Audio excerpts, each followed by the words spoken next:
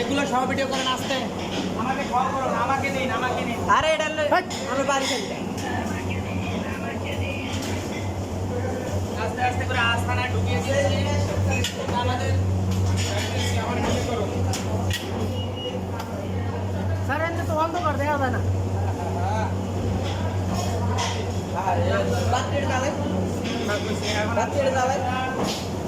sir নিবেন হ্যাঁ যান গাড়ি ঘুরান গাড়ি লাগাই দিলাম ঠিক আছে